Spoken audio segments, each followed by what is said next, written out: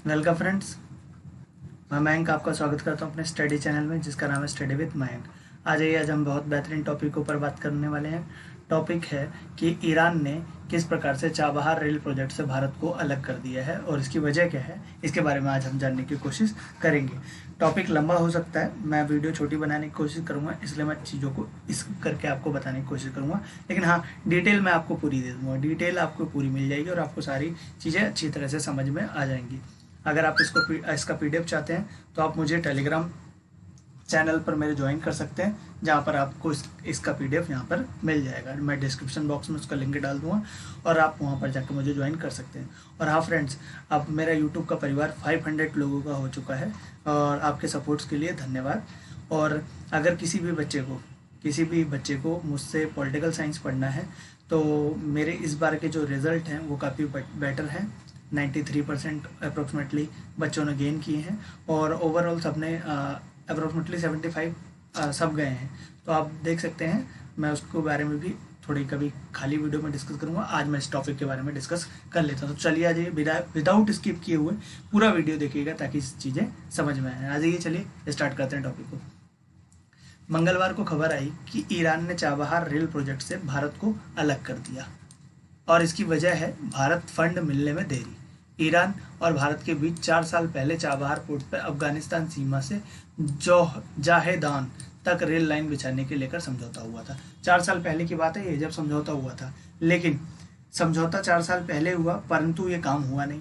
Railway पटरी बिछानी शुद्ध Iran के मुताबिक आप ही इस प्रोजेक्ट को पूरा करने का फैसला लिया था। भारत ने खुद ही लिया था और इस पर काम शुरू भी कर दिया था और 628 किलोमीटर लंबे इस रेल मार्ग को बिछाने के बीते हफ्ते शुरू हो गया। ईरान के यातायात और शहरी विकास मंत्री मोहम्मद इस्लामी ने कहा कि उद्घाटन किया है। इस ईरानी अधिकारी ने द हिंदू अखबार को बताया कि ये पूरा प्रोजेक्ट 2022 मार्च 2022 तक पूरा हो जाएगा और अब ईरान को मतलब यहाँ पर डिटेल बताई जा रही है कि ईरान का प्रोजेक्ट इतने दिन में तैयार हो जाएगा। 628 किलोमीटर लंबा है। 4 साल पहले भारत के साथ एग्रीमेंट हुआ था परंतु अब भारत ही इसका हिस्सा नहीं है, भारत को अलग कर दिया गया। इसके पीछे क्या कारण है, कैसे कैसे अलग किया गया, मैं उनके बारे में डिटेल डिस्कस करता हूँ और आपको बताने की कोशिश करता हूँ। देखिए किस प्रकार से अलग किया गया है भारत को, यहाँ पर अलग करने के पीछे क्या कारण हो सकते हैं। तो आ जाइए डिटेल डिस्कस से उसके बारे में बात करते हैं। तो जैसे ये देखिए, ईरान में 22 मार्च तक पूरा हो जाएगा ये प्रोजेक्ट और इसका अब ईरान ने नेशनल डेवलपमेंट फंड का इस्तेमाल किया है। इसके लिए किसका इस्तेमाल किया है? नेशनल डेवलपमेंट फंड का इस्तेमाल ईरान ने किया है। चाबहार परियोजना भारत के लिए राजनीतिक तौर पर एक महत्वपूर्ण परियोजना रही है, जिसके तहत भारत ईरान और अफगानिस्तान के साथ मिलकर एक अंतर्राष्ट्रीय यातायात मार्ग स्थापित करना चाहता था। भारत अफगानिस्तान के साथ मिलकर एक अंतर्राष्ट्रीय मार्ग स्थापित करना चाहता था परंतु ऐसा नहीं हुआ। लेकिन भारत इस रास्ते का इस्तेमाल अफगानिस्तान तक पहुंचने के लिए करना चाहता था, लेकिन पाकिस्तान ने इस परियोजना को लेकर चिंतित रहा है। पाकिस्तान इस परियोजना को लेकर हमेशा चिंतित रहा है कि कहीं चाबहार पोर्ट से भारत को घेरने की कोशिश ना की जाए, मतलब पाकिस्तान घिर ना जाए इस चाबहार पोर्ट से, उसके बारे में पाकिस्तान हमेशा चिंतित रहता था। जब ईरान ने परियोजना से हाथ खींचने की खबर ऐसे सामने आई जब भारत और चीन के बीच तनाव बढ़ा हुआ है और हाल ही में चीन ने ईरान के 400 अरब डॉलर के राजनीतिक निवेश का समझौता हुआ है। तो यार देख लीजिए, ऐसे समय में खबर आई है कि भारत और चीन के बीच अभी तनातनी है।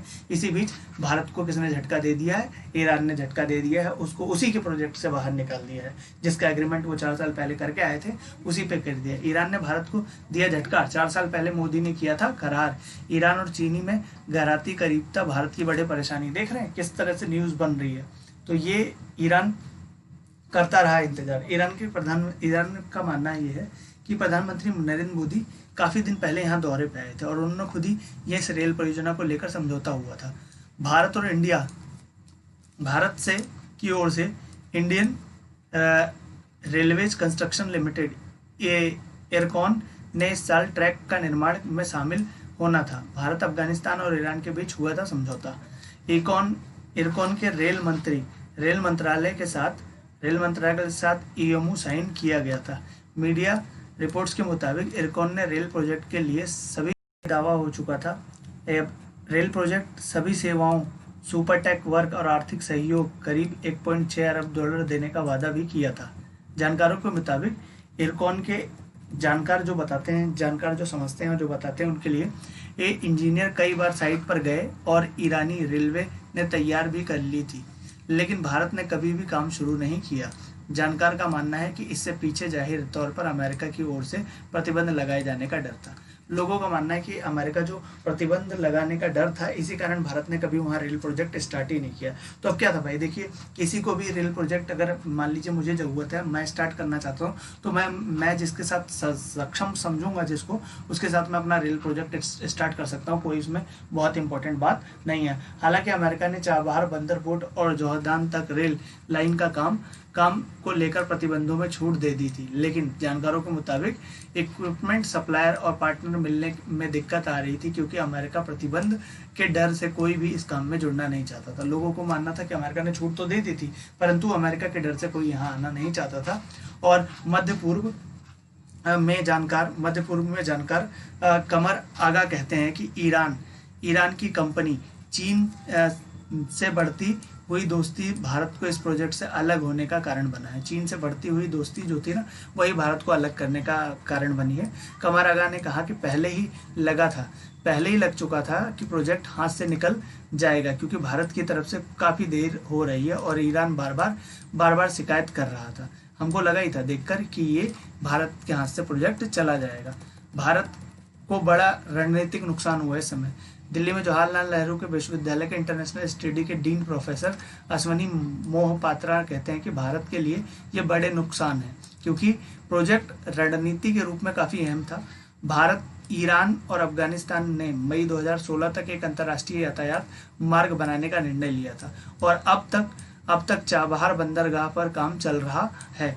अब तक चाबहार पोर्ट जो है वो भारत के लिए बहुत इंपॉर्टेंट है। ठीक है, तो भारत के लिए यह मध्य एशिया, रूस और यहाँ तक कि यूरोप तक पहुँचने का प्रयास था।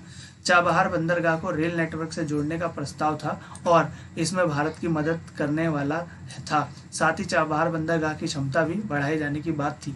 भारत इस रास्ते का इस्तेमाल अफगानिस्तान तक पहुँचने के लिए भी करना चाहता था और पहुँचने के लिए भी काफ़ी करना चाहता था। वैसे भारत और अफगानिस्तान के पहुंचना आसान तरीका तो था, लेकिन देशों के बीच संबंधों को लेकर लंबे दौर से अच्छे बात नहीं हो रही थी। ठीक है, और दोनों के दरवाजे एक दूसरे के तरह बंद हैं, इसलिए अरब सागर के किनारे बाईपास को लेने की कोशिश की जा रही है। इस चाबहार पोर्ट में पाकिस्तान के ग्वादर पोर्ट की जवाब माना जा रहा था, और ग्वादर पोर्ट 70 किलोमीटर से दूर है। मतलब कहने का मतलब है, अफगानिस्तान में क्या किया भारत ने, चाबहार पोर्ट लिया। तो बोला जा रहा था कि चीन ने जो पाकिस्तान में ग्वादर बंदरगाह पोर्ट लिया था, उसी के हमने चाबहार लिया था। तो दोनों की दूरी 70 किलोमीटर थी। तो ऐसा माना जा रहा था कि हमने एक बहुत बड़ी रणनीतिक कदम किया, लेकिन धीरे धीरे अब ऐसा लग रहा है कि वो भी अब हमारे हाथ से जा ही रहा है और रणनीतिक कदम हमारा फेलियर हो रहा है, जिस प्रकार से ईरान ने हमें बाहर किया है, लग रहा है इसी प्रकार से। चीन के हाथ जाने की आशंका ये जताई जा रही है, मैं बता देता हूँ पढ़ के।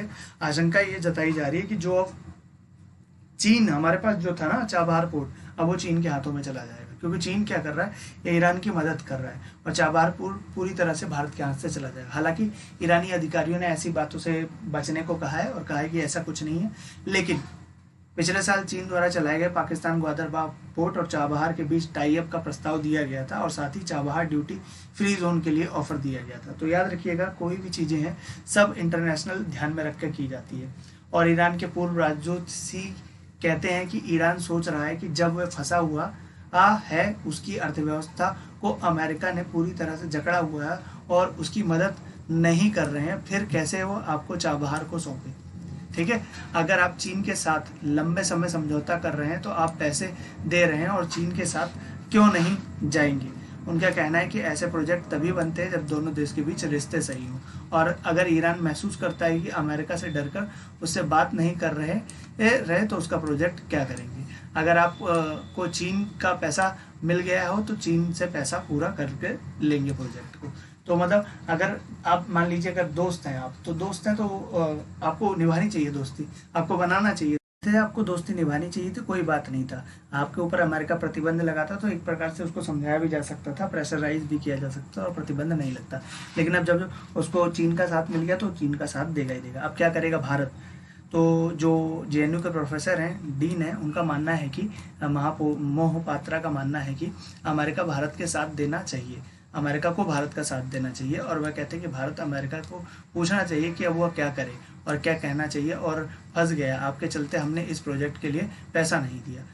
अब भारत को अमेरिका से मदद लेनी चाहिए और कहना चाहिए कि आपके चलते हमने इस प्रोजेक्ट के लिए पैसा नहीं दिया था और आज हमारे हाथ से ही ये प्रोजेक्ट जाने लगा है। माना जा रहा है कि अब भारत के लिए आगे की राह चुनौती भरी होगी, आगे की राह चुनौती भरी होगी। अश्विन महापात्रा का कहते हैं कि चीन ने जिस तरह मध्य पूर्व ईरान के जारी एंट्री मारी है, ईरान के जरिए एंट्री मारी है, उसे चुनौती से भारत अकेला नहीं लड़ सकता।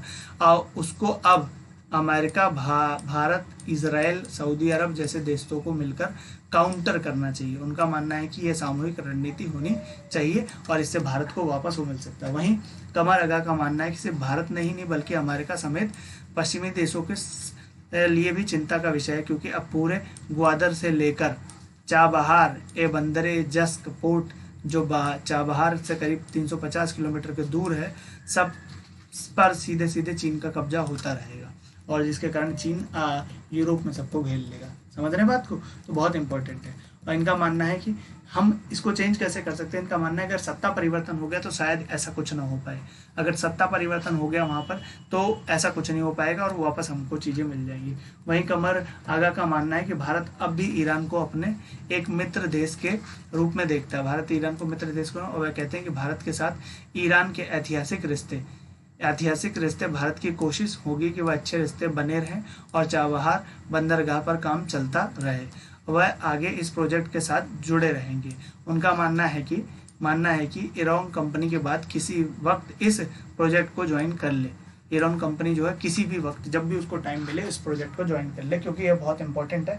वरना चाबहार पोर्ट अगर हाथ से चला गया तो ग्वादर तो जाएगा ही जाएगा, ग्वादर तो चला ही गया, चाबहार पोर्ट भी चला जाएगा, जिसके कारण सारा चीज़ व्यस्त हो जाएगी। जो हम काउंटर अटैक में जो लग रहा था कि ईरान से हमने वो ले लिया है तो वो सारा फेलियर हो जाएगा। अगर वीडियो अच्छी लगी हो तो प्लीज़ लाइक कीजिएगा, शेयर कीजिएगा और कमेंट करके ज़रूर बताइएगा वीडियो कैसी बनी। धन्यवाद, मिलते हैं नेक्स्ट वीडियो में।